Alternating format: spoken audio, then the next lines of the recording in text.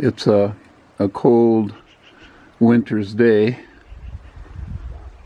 I want to show you what's happening here on the south side of our home. As you can see, we have quite a bit of green all along the trome wall on the outside, receiving radiant heat even though air temperatures are freezing. And this is where we will be planning that a garden will go in here. I've already started that process, but it'll have to be cared for. The garden will be able to survive most of the winter, if not all of the winter. And I thought I'd show you how the garden is watered. Even in the dead of summer, there will be. Let's see if I can. I know my lens is a little dirty. I haven't been able to clean it. It's more like scratched, I guess.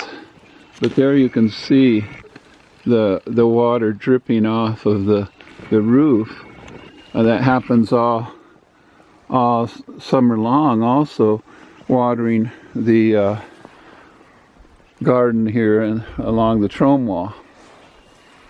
Here you can see a close-up of the trome wall with the blinds allowing the sun to hit it all day while rejecting some of that sunlight so that the house doesn't overheat, using the blinds to do so.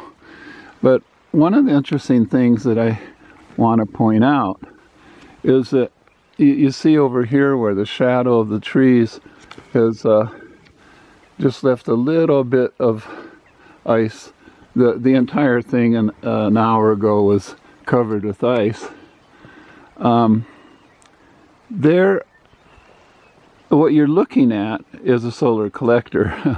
The roof of my home I turned into a beautiful collector by just putting underneath the pro panel 1x2s and 2x2s to create air channels that go right up to the top.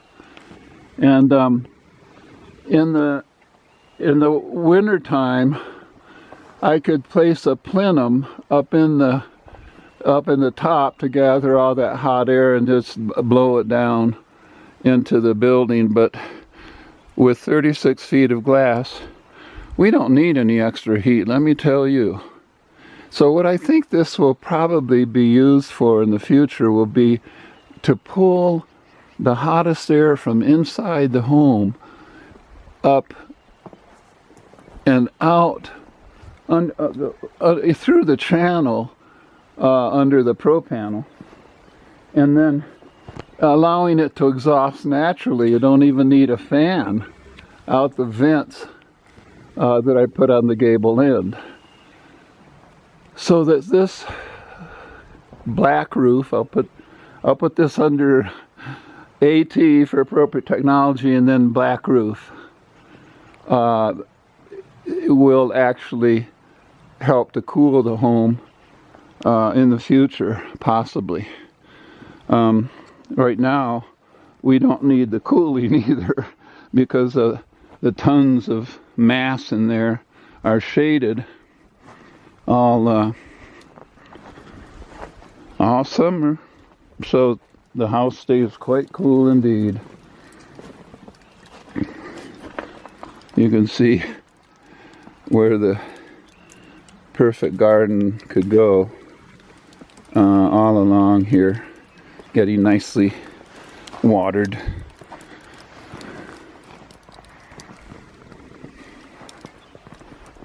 So this whole concept of radiant heating, like from the trome wall,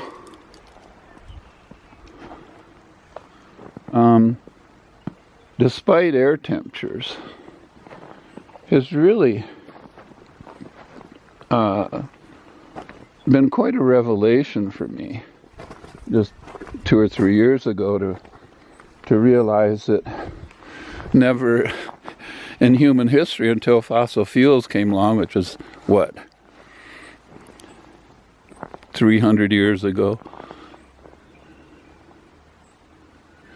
We never used fire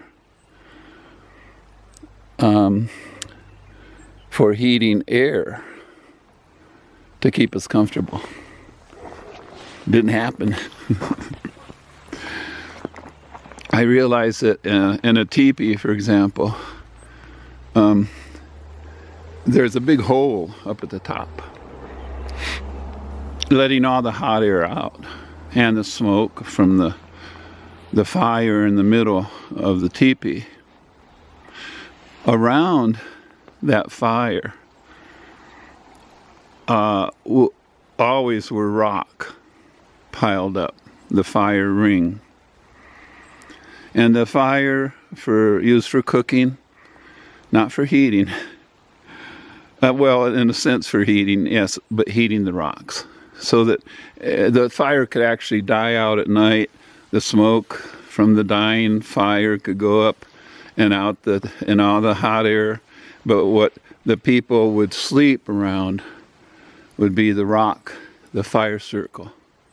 The cliff dwellings, they didn't use the fires for heating. The cliff dwellings were heated by the sun hitting the adobe and the rock. What heated the people was the radiant heat coming through the wall. It didn't matter what the air temperatures were. And I thought, I was so blown away by that, and realizing that a plant, we're walking into our cob wall greenhouse, a plant will survive all winter long. Like this garden, this experimental garden, has survived the entire winter, where it got down to 10 below zero one night and this greenhouse was open. 10 below zero. And everything survived.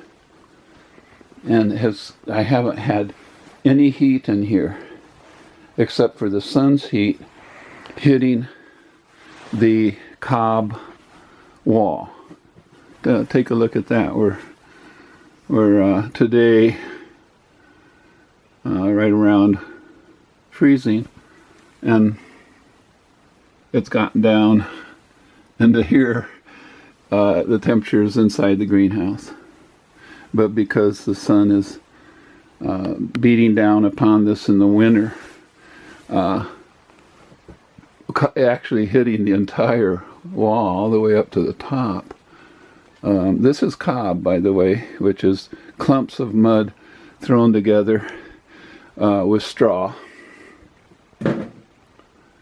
That is earthquake proof. And it doesn't require putting adobe into forms and drying out the adobe and then pulling them out of forms and then putting them into to create a wall using mezcla, as they say in Spanish, the mortar, which can be cement or actually adobe mortar. This, which by the way shears during an earthquake, the adobe walls will shear right along the mortar and collapse, and millions of people have been killed by adobe falling that way. It's not an appropriate technology where the earth moves, but a very appropriate technology for a cob wall like this, which can radiate heat all winter long, and despite air temperatures, allow plants to flourish. As you look at this, think of these as people. Think of these as family here, hanging out in their homes. Why not? Why not take adobe and allow it, put it down on the floor, so when you walk into your home, you're walking over that adobe